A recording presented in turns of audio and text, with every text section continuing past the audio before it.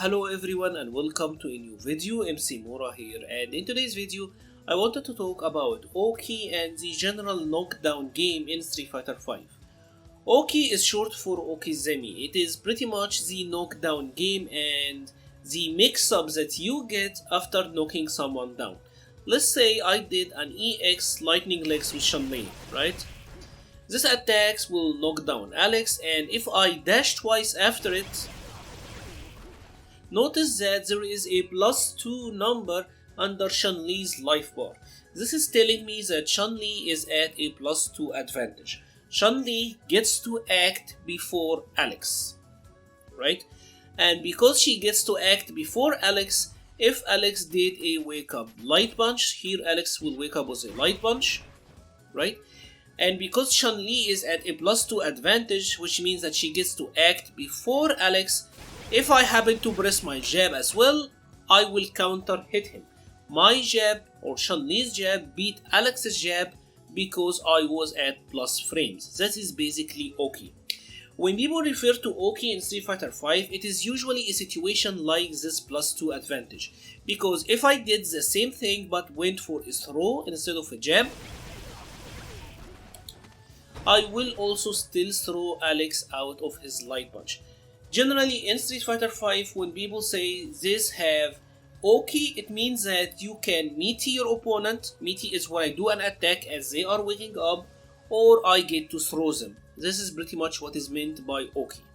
Because this opens many doors. Now Alex might try to block on wake up. So for example, he now might try to not wake up with his light punch and just try to block on wake up, which means that the next time maybe I will get to throw him now, right? So that's an option.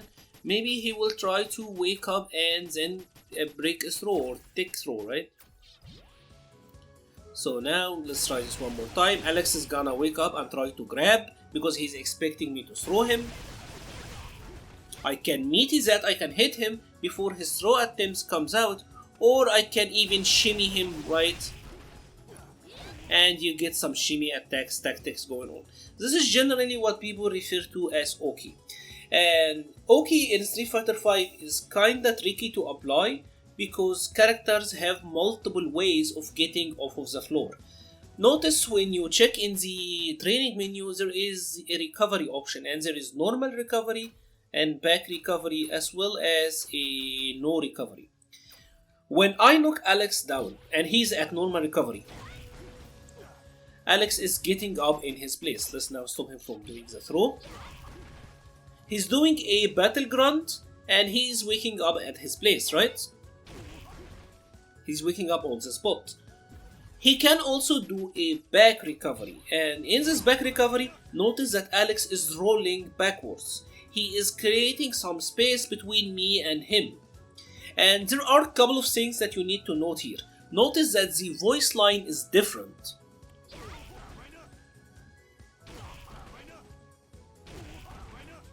He is saying "Amaina" as he is getting knocked down. Also, something you have to look out for is that there is a dust effect on the ground. So when you knock down Alex, there is dust coming out from under his feet. This is when he is doing a back recovery. And the idea here is you are waking up further from your opponent. So for example, if he does a back recovery,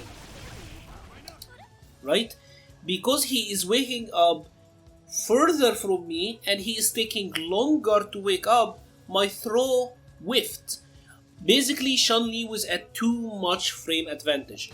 If I did the same thing again, notice Chun-Li was +7. So back recovery have 5 more frames to wake up. Basically, Alex is getting off from the floor 5 frames later, right? And this is pretty important because now the timing on my attack as the offense player is completely different, right? So you have to react to which type of wake up your opponent did. Did they wake up on their, did they wake up in their place, or did they wake up with a back recovery? It's very important because the timing on your meaty or the timing on your wake up attack will be completely different. Again, if I do my light punch, notice she did her light punch, but it whiffed. Alex was not off of the floor yet, right? while if he did a normal recovery, right, the jab will hit him. Same exact timing, it's just that when he wakes up backwards, he is waking up later. Now, there are also a couple of things that you have to know. First of all, as the player getting knocked down, how do you get to perform this? And there is two ways to do this, right? Now, let's set Alex to knock us down. If you want to wake up in place, you can tap down as you are hitting the floor. Notice that I am pressing down as soon as I hitting the floor, and I get to wake up in my place, right? Or you can back or tap backwards. As you can see, I'm doing left, and that is making Chun-Li wake backwards. Notice also on a quick rise, she is doing a battle grunt.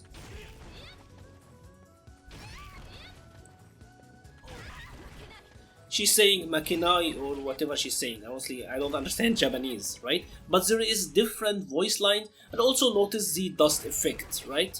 So back rise have a dust effect and a voice line, while the quick rise have the battle grunt, and of course completely different animations.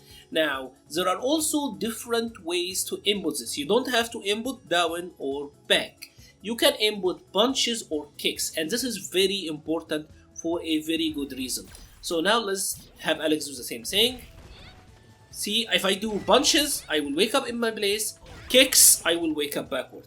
This is very important because there are characters like Chun-Li. Chun-Li have an invincible reversal. It is her wake up attack, and that is the EX bird kick, right? But this requires a down charge, so she have to be holding down.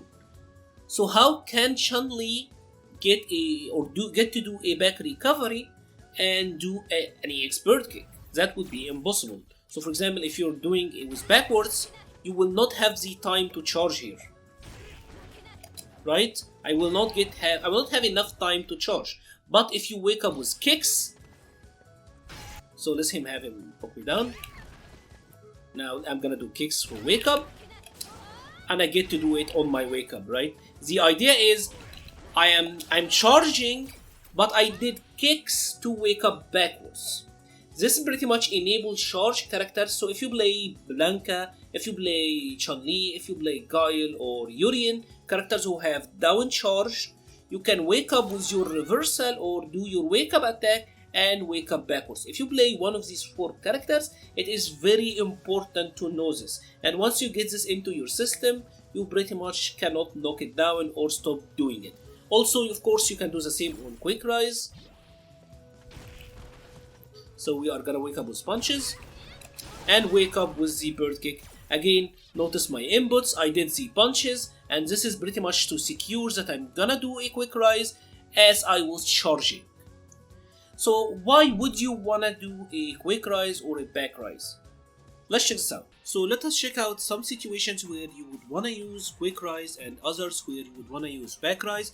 For example, if I am using a character like Laura and I'm trying to attack Guile, if I did a quick recovery after his V reversal, I'm gonna be on the star. If I do a back recovery here, I'm gonna be a little bit further than that. So if I'm trying to get in or close the distance to a character like Guile, after getting knocked down by his V reversal, it makes no sense to actually do a back recovery. I wanna be closer to him. This is one aspect where you might wanna use a quick rise. Now let's check out another situation. Let's say that Guile is doing a combo on me. So Guile is gonna do an attack like that one. If I woke up in place, if I did a quick recovery, Guile is at plus frames and he gets to pressure me, right? So maybe he will do this combo. If I try to wake up with a jab here, I get counter hit. He will do the same sequence one more time. I'm gonna block this time, but now he goes for the grab, right? So because I am doing a quick rise, I am close to Guile after his knockdown, and he gets to pressure me. So what happened if I back rise? Let's check out the same sequence again, but I'm gonna back rise. Notice that he was far away from me. He was further away from me, so his pressure is kinda not there anymore. If he tries to go for the throw, right, his throw will whiff. So this is the idea. You wanna mix up your wake up options. Of course, Guile now might try to check my back rise. Guile thought, okay, this Laura loves to back rise. I'm gonna do an answer to that. And he might do something like this. His back fist. You saw I tried to wake up with a jab and I got hit, right? Because he did his back fist. This will cover me waking up with a back rise. However, let's repeat the same sequence again. When he's doing the back fist, if I wake up with a quick rise, if I wake up in place, I actually get to land a counter hit combo. And this is generally the idea. When you quick rise and your opponent is expecting you to back rise, you're gonna get a counter hit. So if we are doing the same sequence again, he's expecting a back rise. This enables me to get a counter hit jab. And if the opposite, if they are expecting you to quick rise, so now he's expecting a quick rise and I'm gonna back rise, right? So he's expecting a quick rise here, I'm gonna back rise, you get a whiff punish. So on a back rise, if they guess wrong on your rise, on a back rise you get a whiff punish, on a quick rise you get a counter hit combo. So on this back rise, for example, on this whiff, you maybe get to do something like that, right? So on the quick rise we got the counter hit, on the back rise we got the whiff, and that is generally how it goes. This understanding these concepts and the differences on how you can apply them both on offense as the attacker and trying to react to the different wake ups as well as the defender is a big part in really improving your offense as a player. If you have enjoyed this video, please leave a like or a comment. If you have any questions, please leave them in the comments below. I will check them out. I always try my best to answer every comment. I will be leaving my Discord page and the Patreon page as well. I will be leaving the links in the description. Thank you very much for watching and stay safe.